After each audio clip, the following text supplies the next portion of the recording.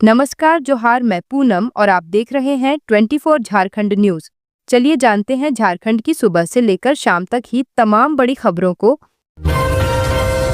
JSSC CGL paper leak की जांच में सीआईडी को मिले कई सबूत। जेएसएससी सीजीएल परीक्षा मामले की जांच कर रही सीआईडी को अब इस मामले में आम लोगों से भी मदद मिल रही है।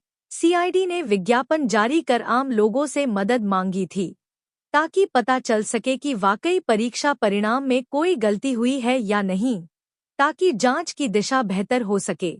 झारखंड सीआईडी की टीम को जेएसएससी सीजीएल परीक्षा में गड़बड़ी को लेकर अब तक 40 से अधिक शिकायतें मिली हैं। झारखंड के डीजीपी अनुराग गुप्ता ने बताया कि आम लोगों की ओर से सीआईडी को व्हाट्सएप चैट, फोटो और वीडियो रिकॉर्डिंग भेजी गई है, जिसकी जांच शुरू कर दी गई है। डीजीपी ने बताया कि जेएसएससी की शिकायत पर झारखंड सीआईडी ने मामले में दूसरी प्राथमिकी भी दर्ज की है। रातू थाने में दर्ज केस को भी सीआईडी ने अपने हाथ में ले लिया है। सीआईडी ने सीजीएल परीक्षा में कथित पेपर लीक के आरोपों को लेकर आम लोगों और अभ्यर्थियों से सबूत मांगे थे। झारखंड के डीजीपी अनुराग गुप्ता ने बताया कि राज्य में विज्ञापन के माध्यम से आम लोगों तक यह जानकारी पहुंचाई गई कि अगर किसी व्यक्ति के पास पेपर लीक से संबंधित कोई साक्ष्य है तो वह सीआईडी को उपलब्ध कराए। इन साक्ष्यों को भी जांच में शामिल किया जाएगा। विज्ञापन के बाद अब तक 40 से अधिक शिकायतें प्राप्त हुई हैं। पीएम आवास का पैसा लेकर नहीं बनवाया घर, अब कसेगी नकेल।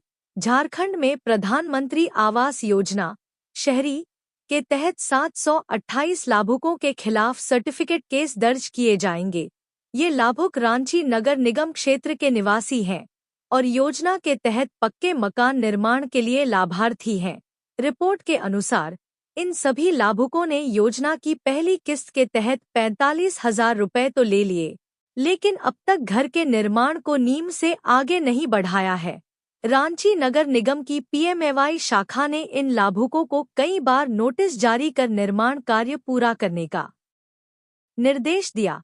इसके बावजूद इन लाभुकों ने लिंटर तक का काम भी पूरा नहीं कराया। सामुदायिक संगठनों द्वारा बार बार जागरूकता अभियान चलाने के बाद भी जब कोई प्रगति नहीं दिखी, तो निगम ने सख्ती बरतते हुए सर्टिफिकेट केस दर्ज करने और नोटिस जारी करने की प्रक्रिया शुरू की। रांची नगर निगम क्षेत्र में पीएमएवाई योजना के तहत 12,587 लाभार्थियों का चयन किया गया था। इनमें से 10,847 मकान बनकर तैयार हो चुके हैं। हालांकि 128 लाभुकों ने अब तक निर्माण कार्य शुरू भी नहीं किया है। नगर निगम ने स्पष्ट कर दिया है कि योजना का लाभ लेकर मकान निर्माण अधूरा छोड़ने वालों के खिलाफ सख्त कार्रवाई होगी। इससे न केवल आवंटित धनराशि का दुरुपयोग रोका जा सकेगा, बल्कि जरूरतमंद परिवारों को समय पर मकान भी मिल सकेगा। रांची में ऑटो ड्राइवर ने किया 2 नाबालिग बहनों का अपहरण, घर से आधार ठीक कराने निकली थी। झारखंड की राजधानी रांची से एक सनसनीखेज खबर सामने आ रही है। जिले के हिंदपीढ़ी में रहने वाली 2 नाबालिग लड़कियों के अपहरण का मामला सामना आया है। बताया जा रहा है कि दोनों नाबालिग बहनें शनिवार को आधार कार्ड ठीक कराने के लिए घर से निकली थी। परिजनों का आरोप है कि घर लौटते समय ऑटो चालक उन्हें लेकर फरार हो गया। मामले की जानकारी मिलने के बाद पुलिस दोनों की खोजबीन कर रही है। अपहरित लड़कियों के पिता ने बताया कि शनिवार को दोनों बेटियां आधार कार्ड ठीक कराने के लिए मंगल टॉवर गई थी। इसके बाद दोपहर करीब 1 बजे दोनों ऑटो वाले से हिंदपीढ़ी जाने की बात कर बैठी, लेकिन ऑटो ड्राइवर दोनों बहनों को हिंदपीढ़ी पहुंचाने के बजाय कहीं और ले जाने लगा। ऐसे में लड़कियों ने संदेह होने पर पिता को फोन किया। पिता ने कहा कि बातचीत करते वक्त बीच में ही चालक ने लड़कियों से उनका फोन छीन लिया। लड़कियों के पिता ने मामले की जानकारी तुरंत पुलिस को दी। मिली सूचना के अनुसार हिंदपीढ़ी सदर थाना और खादगढ़ा टीओपी की पुलिस नाबालिगों की खोजबीन में जुटी हुई है। इसी बीच जानकारी मिली कि दोनों लड़कियों की लोकेशन ओरमांझी में मिली। इसके बाद देर शाम पुलिस ओरमांझी पहुंची। हालांकि खबर लिखे जाने तक दोनों लड़कियों की स्पष्ट जानकारी नहीं मिली थी। सीएम हेमंत ने स्वामी विवेकानंद को जयंती पर किया नमन। राष्ट्रीय युवा दिवस की दी बधाई। भारत के आध्यात्मिक गुरु और युवा वर्ग के प्रेरणा स्रोत स्वामी विवेकानंद की 162वीं जयंती है। हर साल इस दिन को राष्ट्रीय युवा दिवस के रूप में मनाया जाता है। इस अवसर पर मुख्यमंत्री हेमंत सोरेन ने स्वामी विवेकानंद को नमन किया है। सीएम ने अपने सोशल मीडिया हैंडल पर लिखा है कि देश की समृद्ध संस्कृति को विश्व पटल पर ले जाने वाले युवाओं के प्रेरणा स्रोत स्वामी विवेकानंद जी की जयंती पर शत शत नमन। आज राष्ट्रीय युवा दिवस के अवसर पर सभी को हार्दिक बधाई, शुभकामनाएं और जोहार। अब घूस मांगने, दुर्व्यवहार करने पर ट्रैफिक पुलिस की पोल खोलें। ट्रैफिक एसपी के नंबर पर भेजें फोटो। ट्रैफिक से जुड़ी समस्याओं और ट्रैफिक पुलिस के जवानों के व्यवहार को लेकर रांची ट्रैफिक एसपी ने बड़ा कदम उठाया है। ट्रैफिक एसपी कैलाश करमाली ने एक व्हाट्सएप नंबर जारी किया है, जिसकी मदद से लोग ट्रैफिक पुलिस के खिलाफ किसी भी तरह की शिकायत दर्ज करा सकें। अगर किसी ट्रैफिक पुलिसकर्मी के द्वारा दुर्व्यवहार किया जाता है या पैसे की मांग की जाती है तो आम नागरिक इस नंबर पर अपनी शिकायत दर्ज कर सकते हैं। अगर किसी पुलिसकर्मी द्वारा बदसलूकी की जाती है तो उसकी फोटो भी खींचकर भेजी जा सकती है, जिस पर लोग अपनी शिकायतें भेज सकते हैं। इस कदम से रांची में ट्रैफिक पुलिस के कार्यों में पारदर्शिता बढ़ने की उम्मीद है। आम लोगों को अपनी शिकायतें जल्दी और आसानी से दर्ज कराने का एक नया प्लेटफॉर्म मिल गया है। ट्रैफिक एसपी कैलाश करमाली ने कहा कि यह कदम नागरिकों की मदद के लिए उठाया गया है। ट्रैफिक पुलिस का व्यवहार और कार्यशैली जनता के प्रति सही दिशा में रहे। यह पहल रांची में ट्रैफिक व्यवस्था को सुधारने और सार्वजनिक विश्वास को बढ़ाने में मदद करेगी। गुमला में कुव्यवस्था का खौफनाक चेहरा। प्रसव पीड़ा से तड़पती महिला को बांस में टांगकर 3 किलोमीटर तक ले गए ग्रामीण। झारखंड के गुमला से दिल को झकझोरने वाली एक तस्वीर सामने आई है। इसमें गांव के कुछ लोग प्रसव पीड़ा से तड़प रही एक महिला को बांस से टांगकर ले जाते नजर आ रहे हैं। इससे साफ पता चल रहा है कि सरकारें गांव और वहां के ग्रामीणों के हालात बदलने के लाख दावे कर लें, लेकिन आज भी गांवों की बदहाल स्थिति नहीं बदली है। इसका ताज़ा उदाहरण है गुमला के बेंदवा कोना गांव से सामने आई यह तस्वीर, जो गांवों की हकीकत को बयां कर रही है। बता दें कि गांव के राजकुमार सिंह की पत्नी प्रियंका सिंह को जब प्रसव पीड़ा हुई तो उनके परिवार वाले यह सोचकर सिहर गए कि प्रियंका को अस्पताल लेकर कैसे जाएं। इसका कारण था गांव में सड़क न होना। क्योंकि गांव में सड़क नहीं होने की वजह से एम्बुलेंस गांव तक नहीं आ पाती है। ऐसे में प्रसव पीड़ा से तड़पती प्रियंका को अस्पताल पहुंचाने के लिए गांव की महिलाओं ने उन्हें बांस में टांगा। फिर लगभग 3 किमी तक पगडंडी पर चलकर मुख्य सड़क तक गई। यहां से एम्बुलेंस बुलाकर उन्होंने प्रियंका को अस्पताल भिजवाया। राज्य में खुलेंगे 1000 अस्पताल, 6000 मेडिकल स्टाफ की होगी नियुक्ति। स्वास्थ्य मंत्री डॉक्टर इरफान अंसारी ने कहा है कि हेमंत सोरेन की सरकार झारखंड के मरीजों को बेहतर और सुलभ स्वास्थ्य सेवाएं उपलब्ध कराने के लिए बड़े कदम उठा रही है। जल्द ही राज्य में 1000 प्राथमिक स्वास्थ्य केंद्र स्थापित किए जाएंगे, जिनमें डेंटल डॉक्टरों की भी नियुक्ति होगी। साथ ही 6000 मेडिकल स्टाफ की भी भर्ती की जाएगी।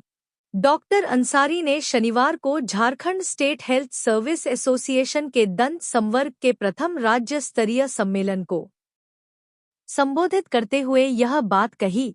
उन्होंने कहा कि राज्य में डेंटल डॉक्टरों की समस्याओं का समाधान किया जाएगा और स्वास्थ्य व्यवस्था को सशक्त बनाने के लिए सभी डॉक्टर्स का सहयोग आवश्यक है।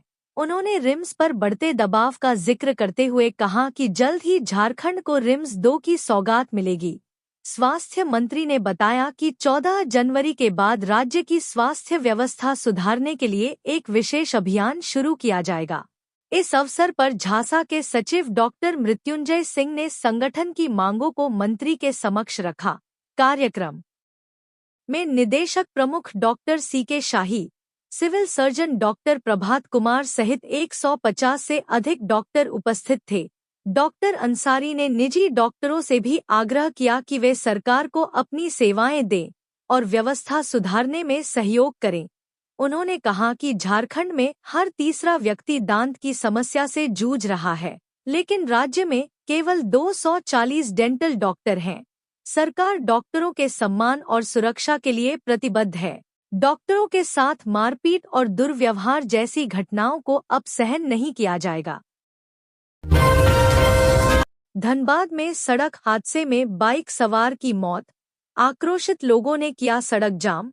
गोविंदपुर थाना क्षेत्र के गोविंदपुर साहिबगंज सड़क पर पाथुरिया के पास दर्दनाक सड़क हादसा हुआ है, जिसमें एक युवक की मौके पर ही मौत हो गई है। मृतक का नाम 27 वर्षीय दीनबंधु कुंभकार है। वह जिले के टुंडी इलाके के लटानी का रहने वाला था। स्थानीय लोगों ने बताया कि दीनबंधु रविवार को रोज की तरह अपने दैनिक कार्य के लिए मोटरसाइकिल से धनबाद शहर की ओर जा रहा था। इस दौरान पथुरिया के पास एक ट्रेलर ने दीनबंधु को कुचल दिया। इस हादसे में बाइक सवार दीनबंधु की मौके पर ही मौत हो गई है। घटना के बाद स्थानीय लोगों की भीड़ सड़क पर इकट्ठा हो गई और लोग आक्रोशित हो गए। आक्रोशित ग्रामीणों ने शव को बीच सड़क पर रखकर जाम कर दिया। सूचना मिलते ही गोविंदपुर थाना प्रभारी मोहम्मद रुस्तम अपने दल बल के साथ घटनास्थल पर पहुंचे। आक्रोशित ग्रामीणों को पुलिस द्वारा काफी समझाने का प्रयास किया। घटना के बाद मृतक के परिजन सड़क निर्माण विभाग पर मनमानी का आरोप लगाते हुए मुआवजे की मांग की। इसके साथ ही ट्रेलर चालक को अविलंब गिरफ्तार करने की मांग कर रहे हैं। घटना के बाद मौके से ट्रेलर चालक फरार हो गया है। वहीं पुलिस ने ट्रेलर को जब्त कर थाना ले गई है। पुलिस लोगों को समझाने में जुटी है। परिजनों का कहना है कि जिनकी जान गई है वह वापस नहीं आ सकता है। मुआवजा देकर जख्म को भरने से क्या होगा। एचएमपीवी वायरस को लेकर स्वास्थ्य विभाग अलर्ट। एचएमपीवी यानी मानव मेटान्यूमोवायरस को लेकर झारखंड सरकार द्वारा राज्य के सभी जिलों को जारी दिशा निर्देश के बाद स्वास्थ्य महकमा अलर्ट मोड में है। इससे निपटने को लेकर प्रखंड स्तर पर तैयारी पूरी कर ली है। साथ ही स्वास्थ्य विभाग के जिला स्तरीय पदाधिकारियों के अलावा प्रखंडों के प्रभारी चिकित्सा पदाधिकारियों एवं स्वास्थ्य कर्मियों को सजग रहने के निर्देश सिविल सर्जन के स्तर पर दिया गया है।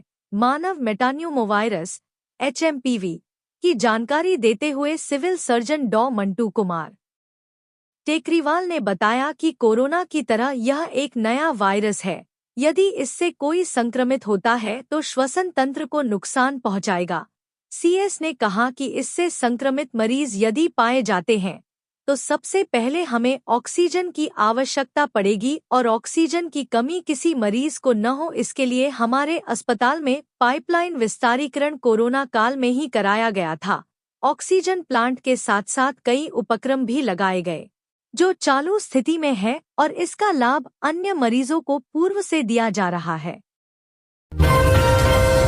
राज्यपाल और बाबूलाल ने राष्ट्रीय युवा दिवस पर किया स्वामी विवेकानंद को याद। भारत के आध्यात्मिक गुरु और युवा वर्ग के प्रेरणा स्रोत स्वामी विवेकानंद की 162वीं जयंती है। हर साल इस दिन को राष्ट्रीय युवा दिवस के रूप में मनाया जाता है। इस अवसर पर राज्यपाल संतोष गंगवार और भाजपा नेता बाबूलाल मरांडी ने स्वामी विवेकानंद और उनके सिद्धांतों को याद किया है। साथ ही सभी को राष्ट्रीय युवा दिवस की शुभकामनाएं दी हैं।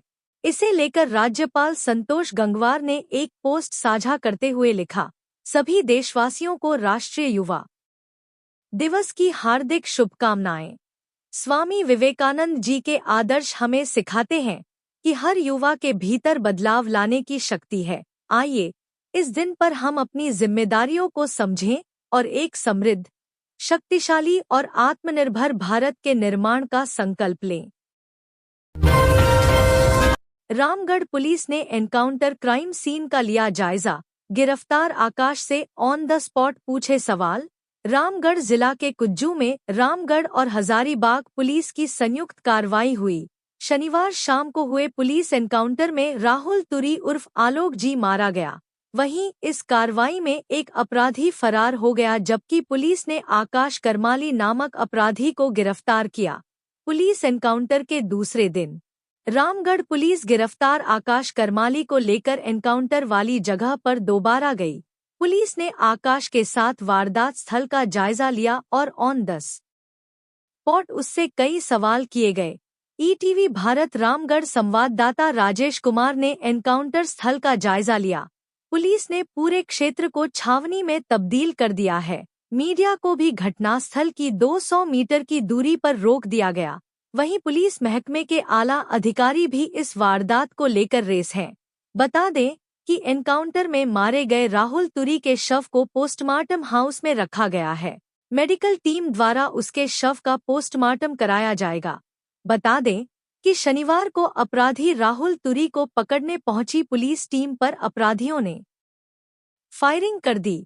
पुलिस ने अपने बचाव में जवाबी फायरिंग की, जिसमें कुख्यात अपराधी राहुल तुरी उर्फ आलोक जी की घटनास्थल पर ही मौत हो गई। इस कार्रवाई से घबराकर उसके 3 में से एक साथी फरार हो गया और आकाश करमाली नामक एक अपराधी को पुलिस ने मौके से गिरफ्तार किया। 10वीं की छात्राओं से शर्ट किसने उतरवाई? प्रिंसिपल ने बवाल मचने पर दी सफाई। सीसीटीवी फुटेज उठाएगी पर्दा। कार्मल स्कूल डिगावाड़िया में स्कूल के शिक्षक द्वारा छात्राओं के कपड़े उतरवाने का मामला तूल पकड़ने लगा है। इस मामले को लेकर शनिवार की शाम दर्जनों महिलाओं और युवाओं ने लोधना मोड़ में विश्व हिंदू परिषद, बजरंग दल एवं भाजपा के तत्वावधान में कार्मेल स्कूल की प्राचार्या सिस्टर देवश्री का पुतला फूंका। स्कूल प्रबंधन के खिलाफ नारेबाजी करते हुए घटना की निंदा की। प्रदर्शन कर रहे लोगों ने ऐसी घटना की पुनरावृत्ति को रोकने तथा दोषी शिक्षकों एवं स्कूल प्रबंधन पर जिला प्रशासन से अविलंब कार्रवाई करने की मांग की। कहा कि प्राचार्या की कृत्य से छात्राओं को मानसिक रूप से प्रताड़ित किया गया है। मौके पर भाजपा नेत्री बाबी पांडे, रीता चौधरी, सरिता सिंह, ममता देवी, ममता सिंह, नागेंद्र सिंह, डीसू रवानी आदि थे। कार्मल स्कूल डिगवाड़िया में छात्राओं की शर्ट उतरवा देने के मामले में एसडीएम राजेश कुमार अपनी टीम के साथ स्कूल पहुंचे। उन्होंने सीसीटीवी फुटेज देखे। कहा कि अभी जांच कर रहे हैं, जांच पूरी होने के बाद कुछ कह सकेंगे। सोमवार को अभिभावकों के सामने भी इसे देखेंगे। इस मामले की रिपोर्ट डीसी को सौंपेंगे। बाल विकास परियोजना पदाधिकारी अलका रानी, कार्यपालक दंडाधिकारी नारायण राम, एसडीपीओ सिंदरी आशुतोष कुमार सत्यम आदि मौजूद थे। ड्रॉप होंगी किसानों के लिए असफल योजनाएं। मंत्री शिल्पी का लाभकारी योजनाओं पर जोर।